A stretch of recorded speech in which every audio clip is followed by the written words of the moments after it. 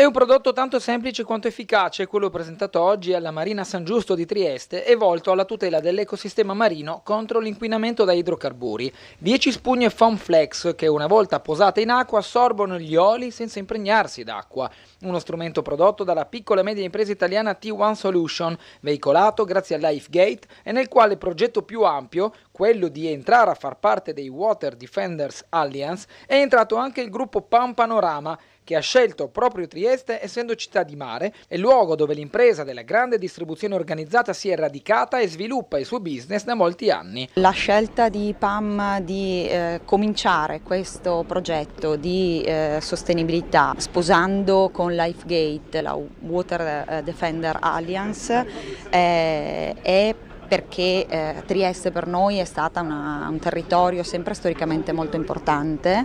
Nel 1974 abbiamo cominciato in Campi Elisi con una punto vendita che aveva la ristorazione, Giulia è un centro commerciale con il nostro PAM, quindi il territorio di Trieste per noi è sempre stato molto importante. E il mare, che è il simbolo di Trieste, è sicuramente una parte molto importante per questo processo che abbiamo scelto di sposare di sostenibilità nei confronti delle nuove generazioni, dell'impatto che come azienda abbiamo anche sul territorio. Il gruppo PAM ha poi coinvolto anche le scuole con 2 classi della scuola primaria paritaria Collegio di Messe di Trieste, inserite nel laboratorio biologi marini per un giorno, dando seguito a un chiaro obiettivo che il gruppo ha già avviato da tanto tempo, ovvero quello della sensibilizzazione all'ambiente verso i giovani. PAM è da sempre impegnata con il progetto Nutrisapere con i giovani e le scuole, ma in particolare con questo progetto abbiamo voluto parlare nello specifico del mare. La Marina San Giusto dunque può ora contare su questo prezioso kit.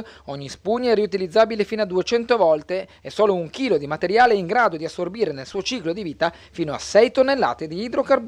Devo dire una soluzione straordinaria, soprattutto se pensiamo che non c'era mai stata prima un'innovazione che permettesse di fare esattamente questo: assorbire selettivamente gli oli, non l'acqua, e recuperarne fino alla totalità semplicemente strizzando queste spugne. Siamo orgogliosi di avere PAM tra i Water Defender della nostra alleanza. PAM ha uno storico rapporto con il territorio di Trieste e quando ci siamo incontrati abbiamo parlato di questo amore comune per il mare e per la città, non poteva che quindi nascere anche questa unione di intenti che si è tradotta nella partecipazione, nell'ingresso di PAM nella Water Defenders Alliance.